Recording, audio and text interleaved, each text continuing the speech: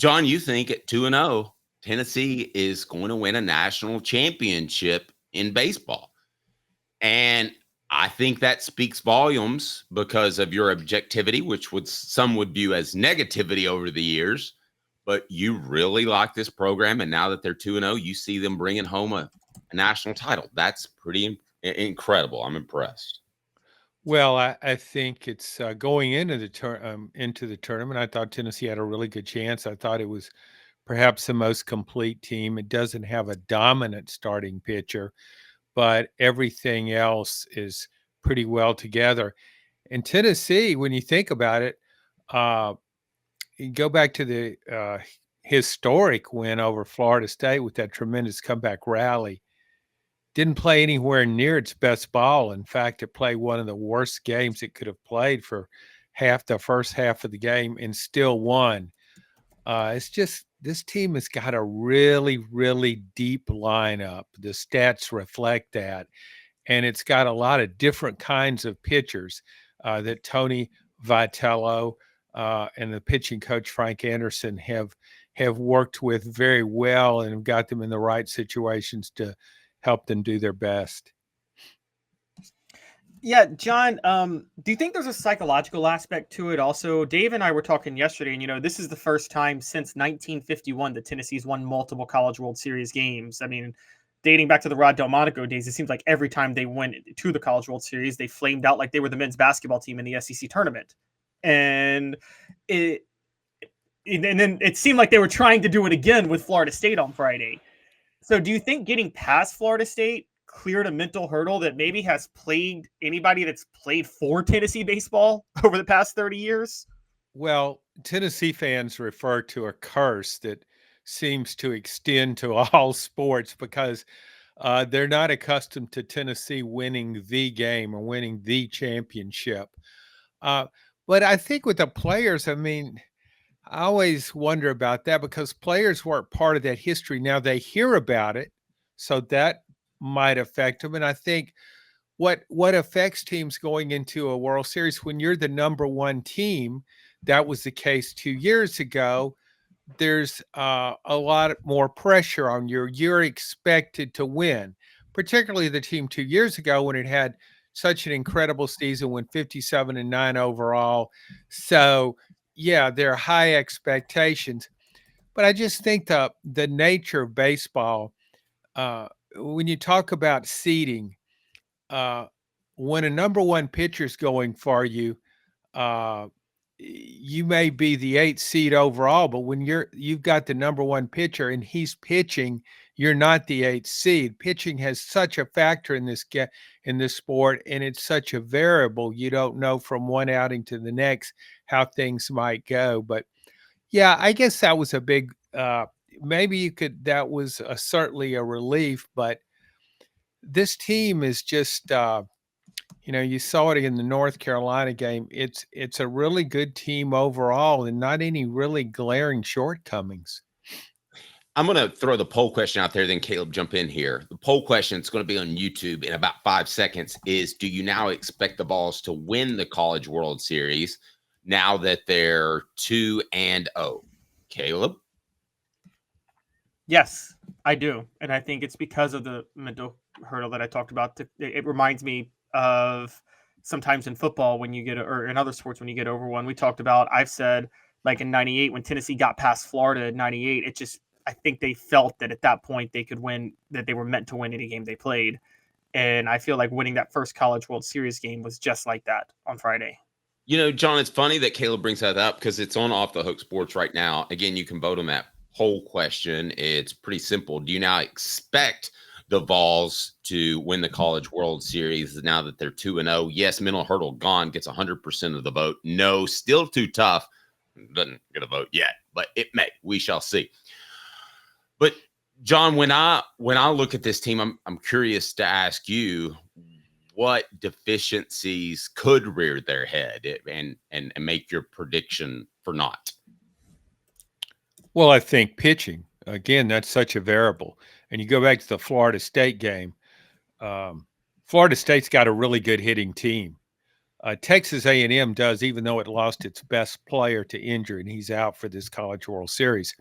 I mean, you go back to that Florida State game. They were teeing off on A.J. Causey, who's probably been Tennessee's most consistent pitcher. So I think, and they hit Tennessee's relief corps too, and that's been a strength of the team. So I think a team that can really hit, you could have that happen. And also, Tennessee's defense was dreadful in that game against Florida State. Sometimes three errors, but there really were more fielding lapses in those 3 errors accounted for. Kind of just kicking the ball around inexplicably. Overall, the season, it was a good defensive team. But I just think pitching is such a variable. And even though Tennessee may be favored to win, you just don't know what could happen in that area. Is this a sport, guys, where Kevin, I'm sorry to jump in again, but is this a sport where it's toughest to deem the best team as the national champion? I feel like when Georgia and Alabama won the national championship, or going back to Miami and football, those were the best teams. John, I don't know that we necessarily find the best team every year in baseball. Thoughts? No, I don't think we do in basketball either. I mean, NCAA tournament, the more playoff games you have, I think the less chance of the best team winning. There are just too many things that can go wrong, most notably injuries. So I think you'll see that when college football goes to an expanded playoff, going from 4 to 12 teams. I think the best team winning is consistently is less likely. I mean, I look back in last year, I still think Georgia was the best team. Didn't win the national championship, lost to Alabama in the SEC championship game when both Brock Bowers, its best player, excuse me, and Ladd McConkey, its best wide receiver, were less than 100% in that game. So I just think you'll see that in football too, and definitely in baseball. I mean, we see it. Florida still in the running for a national title. Florida did not have a great year. Talented team, kind of like Ole Miss in 2022. Expected to be really good, wasn't really good, but then came on strong at the end, and Ole Miss won the national title in 22 in baseball. More reasons why Tennessee wins the national title and wins the College World Series. And, it's not homerish here. We're giving you real info. And John has predicted Tennessee to win the national championship in baseball. So has Caleb. I'm not there yet, but I'm pretty close. John's appearance is brought to you by our good friends at Newbert Collision Center. 45th year, the second and third generations continue Joe Newbert's commitment. His vision of what this business needed to be, we still try to live up to that. Joe Newbert Collision Center. So, John, I'm with you on that, and with how it's tough to crown a champion. And isn't baseball even worse? Just because baseball, there's so much more randomness that determines an outcome of a baseball game than I feel like any other sport you play. I mean, you see this with Major League Baseball all the time. I mean, people call the Braves choke artists for winning 15 straight division titles and flaming out in the postseason. But I mean, isn't like 90% of the postseason luck in baseball, in both college and pro? Well, I don't know that it's luck. I just think you could call it that. There's just so many things that can go wrong. And they always say baseball is a game of inches. Well, go back to the Tennessee win over Florida State. Check swing on Blake Burke. Umpires ruled in his favor that he didn't break the plane, so it's not strike 3. Could have just as easily gone the other way. It was one of those 50-50 calls.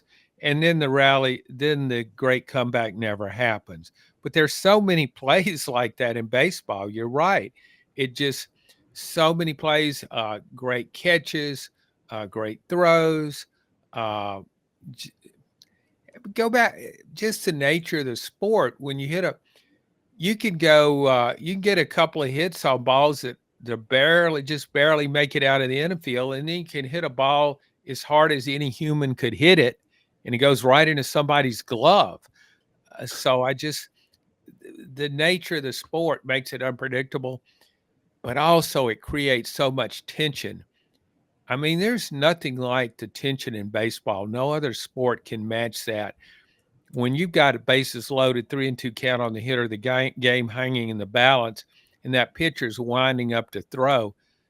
I mean, there are a lot of people who can't even watch. I mean, my wife said these words. What a game. John, I've known her for 31 years. I don't know that she said that before. And you know what I do for a living, so she's been around it. But she was like, what a game. I was like, whoa, who is this person in my house?